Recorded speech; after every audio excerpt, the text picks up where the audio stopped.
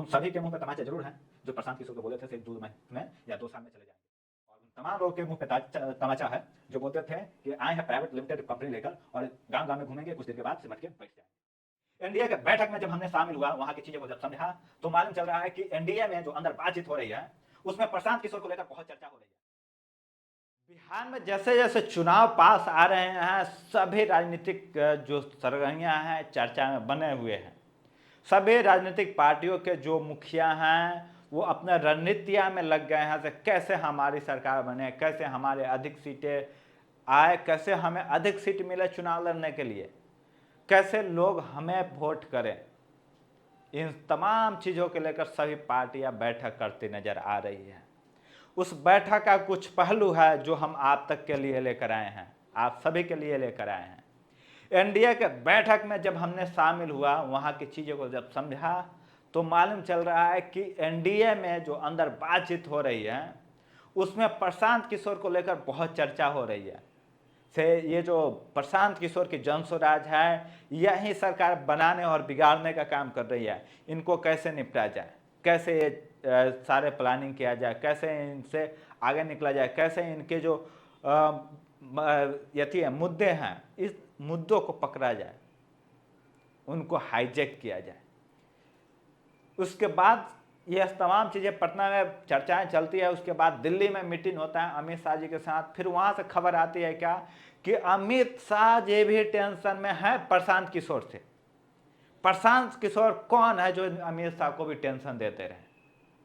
प्रशांत किशोर वही है जो 2014 में एक बार भाजपा को जिताए थे और भाजपा के साथी बनकर लड़े थे, भाजपा के पूरे चुनाव कैंपेनिंग करे थे, भाजपा के पूरा मैनेजमेंट संभाले थे। वहीं प्रशांत किशोर जो भाजपा को पूर्ण बहुमत दिलाए थे, आज वहीं भाजपा के टेंशन बन गए हैं।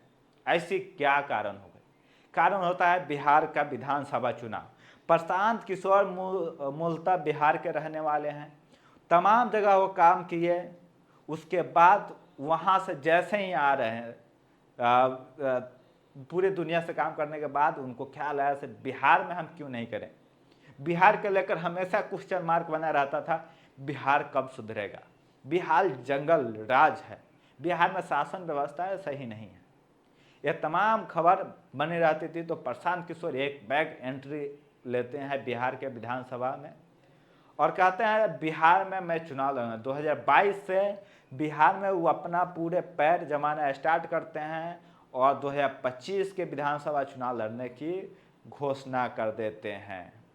साथ ये भी कहते हैं कि 243 के 43 सीटों पे हमारी जो पार्टी है जनस्वराज वो कैंडिडेट उतारेगी और चुनाव लड़ेगी, अच्छी छवि के लोगों को लेकर चुनाव लड़ेगी। और उनकी जो मैनेजमेंट है, 3 सालों के ही रणनीति में माननीय देश के गृह मंत्री हैं, उनके सर के दर्द बन जाते हैं। उनके हर बैठक में एक ही आदमी का नाम चलता है, प्रशांत किशोर को कैसे निपटा जाए। क्या प्रशांत किशोर एनडीए के सरकार बनाने में रुकावट है? इस तमाम खबरें आती है तो उसके बाद फिर अन्य पार्टियों की भी बैठक होती है, इंडिया गठबंधन की भी बैठक होती है। फिर वहाँ भी निकल के आता है से प्रशांत किशोर नामक जो चीज़ है ये क्या है। जब तेजस्वी यादव के साथ ये सारी बातें आती है, लालू यादव प्रसाद के साथ ये सब बातें आती है कि प्रशांत किशोर लड़का है क्या, कर क्या रहा है, क्यों लोग इसको पसंद कर रहे हैं, क्यों जो हमारी सरकार है बनने से ये रोक रहा है, क्या कारण है से लोग इसको पसंद कर रहे हैं। तो फिर बात आती है से उसके मुद्दे को। आप सभी ने देखा होगा एक मुद्दा जो कभी चर्चा में नहीं बना था प्रशांत किशोर का, पलायन का। उस पलायन के मुद्दे को चाहे एनडीए के भी वाइस चीफ मिनिस्टर सम्राट चौधरी हो, उप मुख्यमंत्री या तेजस्वी यादव, ये सभी लोग उस मुद्दे को हाईजैक करने की कोशिश करने में लग गए हैं। आज तक जो पलायन के बात कभी नहीं करते थे वो भी पलायन के मुद्दे को लेकर अब चुनाव यात्रा में निकल गए हैं। सम्राट चौधरी हो, चाहे विजय सिन्हा हो या एनडीए के अन्य नेता हो, सभी लोग पलायन की बात कर रहे हैं। उसके बाद फिर आते हैं तेजस्वी यादव और ये भी कहते हैं कि बिहार से पलायन रुकनी चाहिए, उसके लिए हमारे पास ये रणनीतियाँ हैं। अब रणनीतियाँ क्या है ये सरकार बनने के बाद वो बताएंगे, अभी वो बता नहीं है। लेकिन प्लान पे चर्चा होना ही एक बहुत बड़ी सफलता है प्रशांत किशोर के लिए। सभी लोग जान रहा था कि यह बंदा पिछले 3 सालों से एक ही मुद्दे पे चिल्लाया जा रहा था कि बिहार में प्लान है।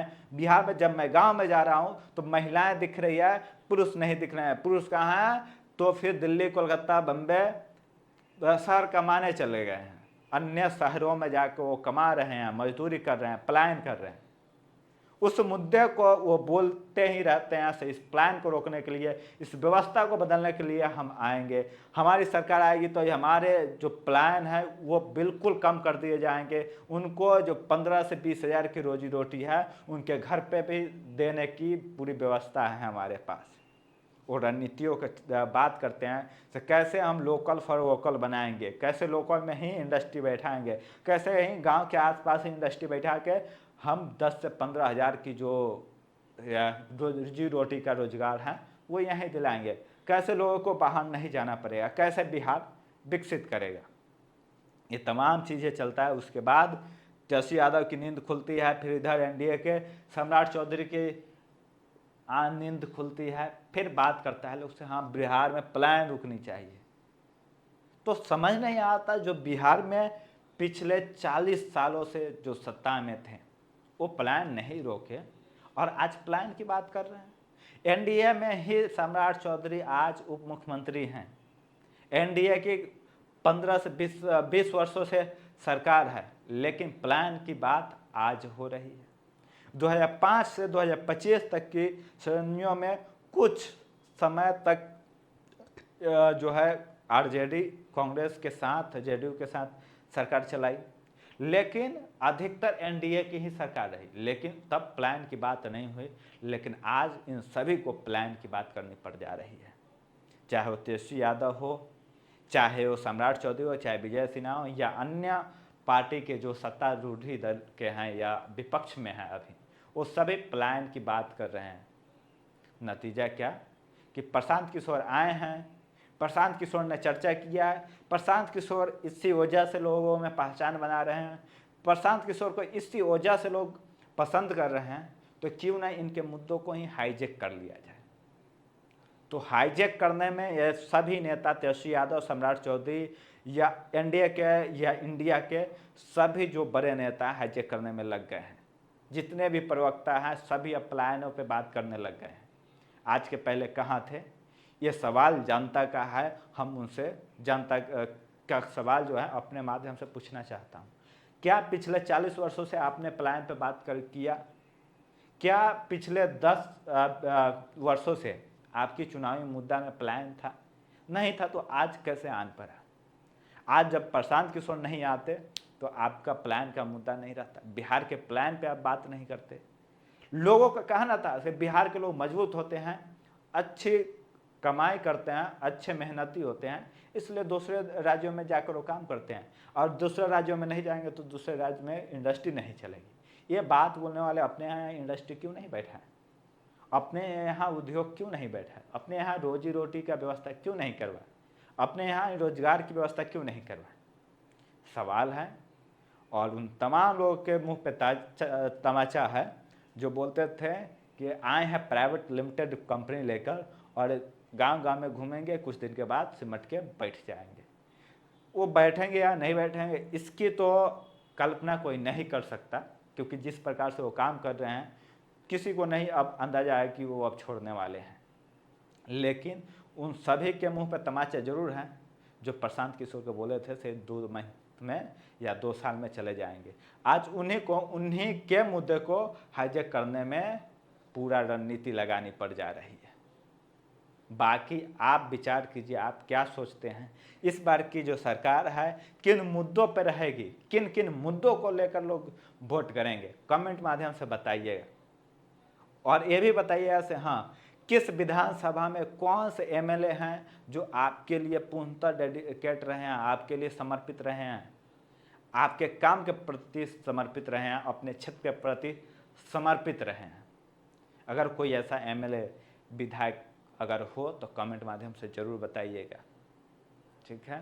बाकी आपका और अपने पूरे परिवार का ख्याल रखिए, बिहार का ख्याल रखिए, और बिहार के ख्याल को देखते हुए जिसको भी मत देना होगा। जो भी कैंडिडेट आपके यहाँ से आएंगे किसी भी दल के, उन सभी का अपने समाज के प्रति समर्पण देखिए, अपने क्षेत्र के प्रति समर्पण देखिए और उनको वोट करिए और उनको विधानसभा पहुँचाइए, क्योंकि अच्छे लोगों को विधानसभा पहुँचना अति आवश्यक है। किसी भी पार्टी से रहे, डज नॉट मैटर, कोई मैटर नहीं करता से हाँ ये किस पार्टी से हैं। आपके क्षेत्र के विकास के लिए अगर वो बात करना है तो उनको ही अपने विधानसभा में भेजिए। इसी अपील के साथ आपसे विदा लेंगे, फिर अन्य इन्फॉर्मेशन के साथ, अन्य टॉपिक के साथ आपसे फिर जुड़ेंगे और बात करेंगे।